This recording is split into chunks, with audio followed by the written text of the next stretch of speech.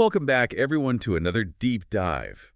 This time, we're going to be talking about cosmology, but not just like, the science of the universe. We're going deeper. We're going to talk about the fights, about how we should even study the universe. Oh, it's a really interesting period, yeah. A lot of really strong personalities, a lot of really interesting science. We're going to be focusing mostly on stuff that happened in the 1930s and 40s, using as our sort of jumping off point an entry from the Stanford Encyclopedia of Philosophy.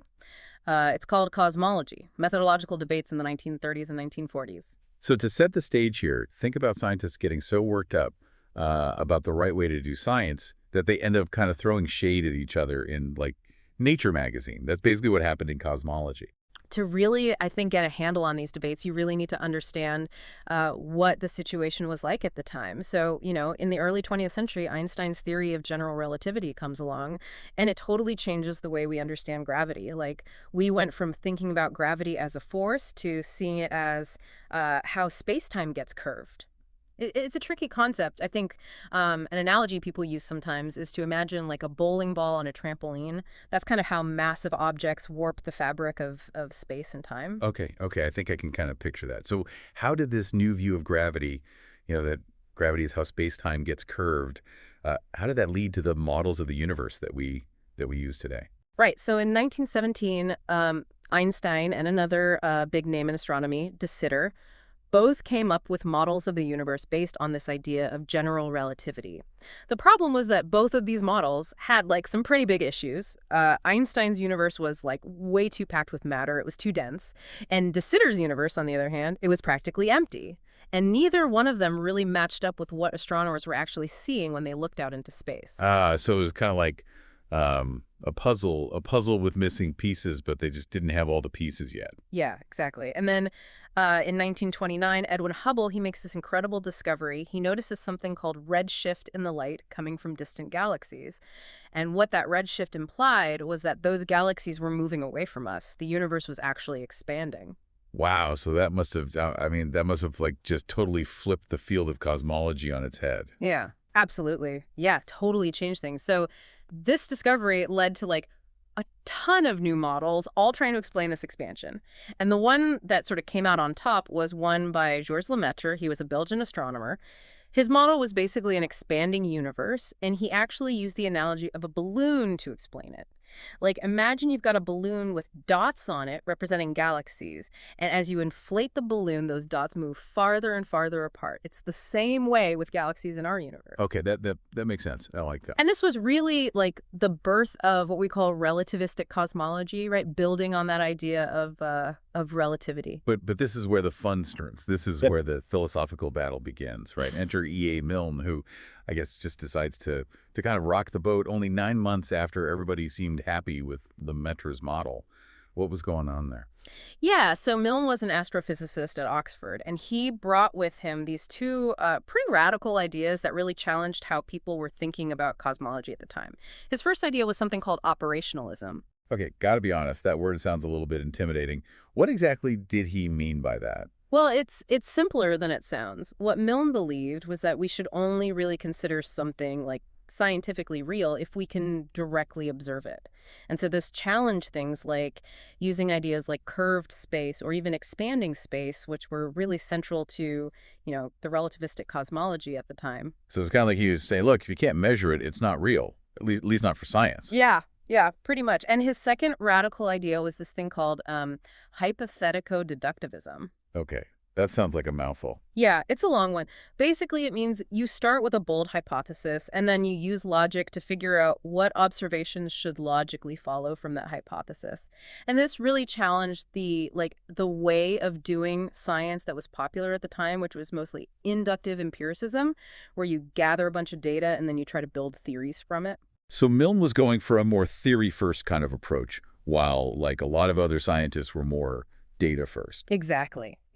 And this sparked this huge controversy, not just about, the equations or the specific models, but about what science even is. I bet that got people fired up. So Milne, he didn't just criticize, right? He actually came up with his own model, kinematic relativity. Yeah. What was that all about? Right. So kinematic relativity, it leaned heavily on Einstein's theory of special relativity, but it kind of went in a different direction with it. Milne's big idea was that all measurements, like ultimately they all boil down to timing signals between different observers. Okay. And he was talking about using things like light signals, for instance, to measure time. Yeah. And he even argued that you could understand things like space and velocity through these time measurements. So it was all about clocks and signals. I mean, that sounds pretty abstract. But, Perfect. but, but I'm guessing there's some real world stuff that comes out of that, right?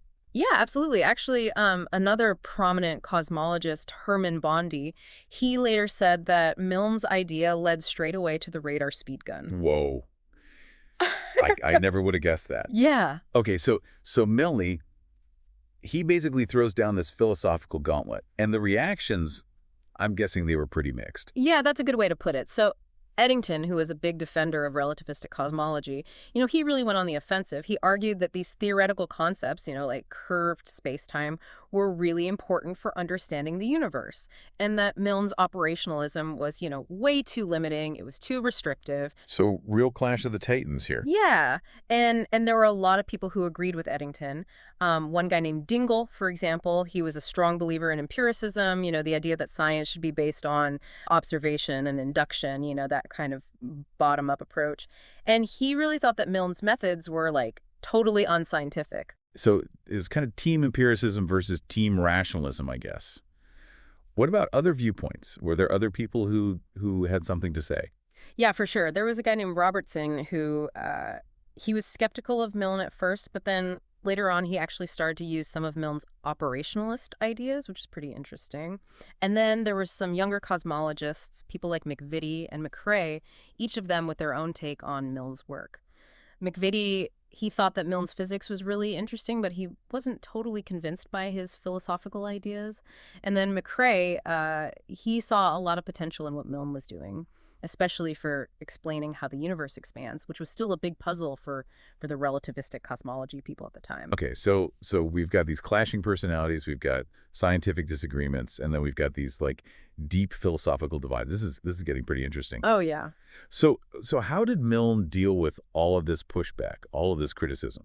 Well, Milne, he just kept refining his arguments. He gave lectures, he wrote papers, and he really emphasized how important it was to start with clearly defined concepts and then use deductive logic to build your theories.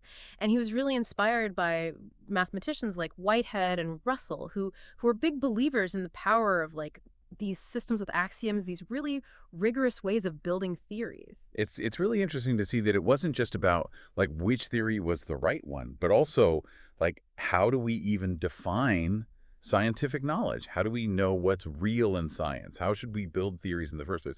Those are some pretty big questions. Absolutely, absolutely. And, as Milne kept, developing his arguments, this clash with Eddington, it actually like got even more intense. Oh, I bet. Eddington was totally convinced that these concepts in relativistic cosmology, like curved space-time, that those things were physically real. And Milne, he kept saying, no, no, no, the only things that should be considered real for science are things that we can actually directly observe. It's a real philosophical battle royale at this point, it sounds like. Yeah. And I have a feeling things are about to get even more heated. Oh, yeah. Just wait until we get to Dingle's article in Nature. Oh, boy. It's a doozy. That's what we call a cliffhanger. We'll be back soon to unpack the next stage of this cosmological showdown, so don't go anywhere. Welcome back to our deep dive into the philosophical battles that really shaped cosmology. Last time we left off with E.A. Milne kind of stirring up the scientific community with this really, really bold approach to cosmology, that focused a lot on deduction. Yeah, it was a real clash of the titans. We had some big personalities and even bigger opinions flying around. But as we're going to see, Milne's impact went way beyond just, starting debates. Yeah, that's right. So even though Milne's specific model of the universe, kinematic relativity, even though that didn't really become the standard model, his philosophical approach, it really had this lasting impact. It really made cosmologists think carefully about, how science should actually be done, what the assumptions were. It's fascinating how somebody's ideas can have such a broad reach, even if their specific theory, doesn't ultimately get adopted. So what happened next in all this? Well, so in 1939, two pretty prominent scientists, McVitie and Temple, they were tasked with reviewing the state of cosmology for a joint meeting of the Royal Astronomical Society and the Physical Society of London. And their reports, which came out shortly after this meeting, they offer this really, really interesting snapshot of where the field was at the time. Okay, so how did they present Milne's work? Was he still seen as like this radical outsider at this point? Not at all. Actually, both McVitie and Temple, they presented both kinematic relativity and relativistic cosmology as equally valid ways to account for all the observations that were being made about the universe at the time. So it seems like Milne's ideas, they were really starting to gain some serious traction. Wow. So Milne went from being this like controversial figure to being, kind of recognized as a serious contender in this whole cosmological arena. That's quite a shift in what, just a few years. It really is, yeah. And what's even more remarkable is that Temple, in his report, he specifically praised Milne's operationalist and axiomatic approach. He actually highlighted the elegance and simplicity of Milne's method of correlating measurements between observers using just, light signals. Okay, so Milne's clocks and signals idea, which got so much pushback early on, was now being recognized as like this powerful way of understanding the universe. Exactly, exactly. And, this wasn't just like some offhand comment. Temple's report was widely considered to be like the definitive overview of cosmological theory at the time. It was like the successor to this very influential 1933 paper on relativistic cosmology by Robertson. You could even say that Milne's methods, in a sense, they'd kind of triumphed. That's incredible. It's amazing how quickly things can change, in science. Yeah. So what happened to Milne after this? Did he keep being this major player in these cosmology debates? Well, so Milne, he stayed active in the field, yeah, but his own like personal contributions, to the more philosophical side of cosmology, they kind of started to wind down, and his cosmological model, kinematic relativity, it didn't really gain much more momentum.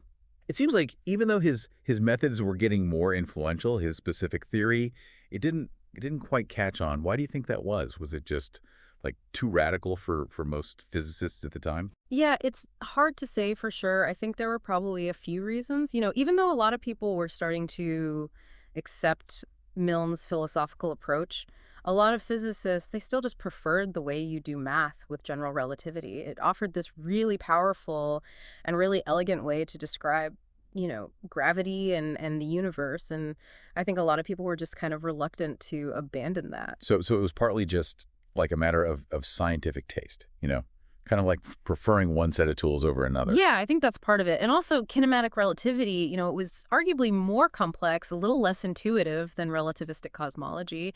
Milne's focus on timing signals and his way of defining space and time, it was pretty conceptually challenging, even for physicists back then. So it sounds like it was maybe just a little bit too out there for most people, even if some of his ideas were starting to take root. But you mentioned, scientific taste, and it makes me think about how those philosophical preferences can really shape, where science goes, what questions get asked. Oh, absolutely. Milne's like his insistence on starting with these really clearly defined concepts and then using deductive logic to build a theory, it really went against the grain of, this inductive empiricism that was so popular at the time. He really made cosmologists, wrestle with this question of what makes a good scientific theory. And that question, it's as much a philosophical question as it is a scientific one. And as Milne's story shows, challenging the status quo, even if it leads to like a lot of controversy, it can be really, really productive in the long run. It can push the boundaries of scientific thought and open up, whole new ways of looking at things. But even though his own cosmological model, didn't win out in the end, his influence, it didn't stop there, Yeah. right? No, not at all. So in 1942, Milne was given this pretty prestigious award, the James Scott Prize for natural philosophy. It was really an acknowledgement of his contributions to the field. And then the next year, he was elected president of the Royal Astronomical Society, which was, like the ultimate honor for a British astronomer. That's quite a turnaround. The Hmm. guy who was once seen as this like radical outsider was now, the head of the very institution that was initially so skeptical of his ideas. Yeah, it's really remarkable, and I think it just speaks to the power of his ideas, to his commitment to these philosophical principles that he had. And even though later on he did admit that he'd kind of modified some of his earlier views, he never wavered in his belief that deduction and the search for these elegant axiomatic theories are incredibly important. And as we'll see, his legacy, it kind of lived on through the work of another really interesting cosmologist, Herman Bondi, and the development of the steady state theory. Are you Yeah. ready to jump into that? Absolutely. Yeah, it's a fascinating story, really. It's an example of how Milne's ideas, even though they might have seemed unorthodox at the time, they found this new life in this really radical cosmological model. Welcome back to the deep dive. We've been, tracing the story of E.A. Milne, this astrophysicist who really kind of shook things up in cosmology, even though his own model of the universe, kinematic relativity, didn't become like his philosophical approach had this ripple effect, and that ripple, it actually led to something even more radical, I think. You're talking about the steady state theory? Exactly. The steady state theory. So this was proposed back in 1948 by Herman Bondi, along with Thomas Gold and Fred Hoyle. Oh yeah, this is the theory that basically said the universe has no beginning and no end. It was a really, really different idea from the Big Bang theory, which was kind of becoming the dominant theory. The Big Bang theory said the universe started from this single point, and it's been evolving ever since. But the steady state universe, it was eternal, it was unchanging, it always looked the same no matter, where you looked or when you looked. It's kind of a mind-blowing concept when you really think about it. What was it that led Bondi to this really radical idea? Well, this is where I think Milne's influence really comes in. Bondi, he was so impressed by Milne's his deductive approach to cosmology. Starting with this fundamental principle and then just working out all the logical consequences. Bondi thought this was a much better approach than what he called the extrapolating approach, which was all about observation and generalization. So Bondi was basically Team Milne in this whole cosmology debate. Oh, yeah, very much so. He really admired how rigorous Milne was, how elegant his arguments were. He even praised Milne's operationalist definition of distance, that very idea that got so much criticism early on. Wow, it's amazing how Milne's ideas, the things that were controversial at first, were now being seen as like the foundation for this whole new cosmological model. Yeah. So how did he use Milne's thinking to come up with the steady state theory? Right. So Bondi, he started with what he called the perfect cosmological principle, or the PCP. It was basically like the souped-up version of Milne's cosmological principle. So Milne's principle said that every observer in the universe should have the same world picture at any given time. Okay, so no matter where you are in the universe, you'd see the same basic large-scale structure. Right, exactly. But Milne's principle, it still allowed for, the universe to change over time. But Bondi's PCP, it went even further than that. It said the universe should look the same, not only from any location, but also at any time. So no beginning, no end. Just a universe that always was and always will be. A universe in a steady state, like the name says. Precisely. But Bondi's philosophical influences, they weren't limited to Milne. He was also really influenced by the work of the philosopher Karl Popper. Ah, Karl Popper, the champion of falsifiability in science. How did that fit into all of this? Well, Popper, he argued that for a theory to be, truly scientific, it had to be testable. It had to make predictions that could, potentially be proven wrong by observations. And Bondi, he really took this to heart. He wanted his steady-state theory to be vulnerable, in a sense. He wanted it to be disprovable if the evidence didn't support it. That's a pretty bold move for a scientist. It seems like most scientists are trying to prove their theories right, not wrong. Yeah, but that was the really cool thing about Bondi's approach. He saw falsifiability as a strength, not a weakness. It gave his theory this kind of scientific integrity, this willingness to be judged by the evidence. So Bondi's steady-state theory was like this knight in shining armor, ready to, face any challenge, any observation that might come along. Yeah, that's a great way to put it. And for a while, it really held its own. But like with any scientific theory, the real test is, does it match what we observe? And that's where the steady-state theory ultimately, met its end. The discovery of the cosmic microwave background radiation back in 1965 by Arno Penzias and Robert Wilson, that changed everything. Oh, yeah, absolutely. So this radiation, it's like this really faint afterglow of the Big Bang. And this discovery, by the way, it won Penzias and Wilson the Nobel Prize later on. But, this radiation, it was basically the fossil that Bondi had challenged his opponents to find. It was concrete evidence that the universe, you know, it wasn't always the way it is now. It had a beginning, and it's been changing ever since. So the universe wasn't in a steady state after all. It had this hot, dense beginning, and it's been evolving over time. Right. And to Bondi's credit, he totally accepted this new evidence. He admitted that the steady state theory, it wasn't a good model anymore. And I think that shows how committed he was to Popper's philosophy of falsifiability. He built a theory that could be, disproven by the right evidence, and when that evidence showed up, he didn't try to cling to it, he let it go. That's a great lesson for any scientist, and really for anyone, I think.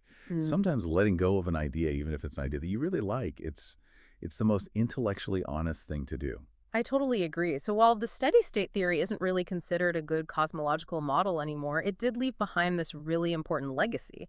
It pushed the boundaries of scientific thought, it led to a lot of new research, and it forced cosmologists to think about these really fundamental questions about the universe and what it's all about. And it all started with Milne and his challenge to the status quo, his belief that, a deductive approach to cosmology was the way to go. So as we wrap up our deep dive here into cosmology's philosophical wars, what's the big takeaway? What should our listeners be thinking about? Well, I think it's a really good reminder that science, it's not static. It's not just this set of facts, set in stone. It's this dynamic process. It's always evolving. It's driven by curiosity and creativity and yeah, sometimes even, a little bit of rebellion. It's about asking big questions. It's about challenging assumptions, and it's about being, honest with yourself, being willing to let go of ideas when the evidence says you should. And maybe even more importantly, even a theory that turns out to be wrong, it can still be incredibly valuable. It can spark new ideas, it can lead to amazing discoveries, and ultimately can help us understand the universe better, and understand our place in it. Yeah, very well said. And, who knows, maybe Milne's kinematic relativity, which it's actually seeing a little bit of a comeback these days, maybe it still has some surprises in store for us. That's the cool thing about science. There's always more to learn, always new mysteries to uncover. Thanks for joining us on this deep dive into the fascinating world of cosmology and all the philosophical battles that shaped it. Until next time, keep those minds curious and those questions coming.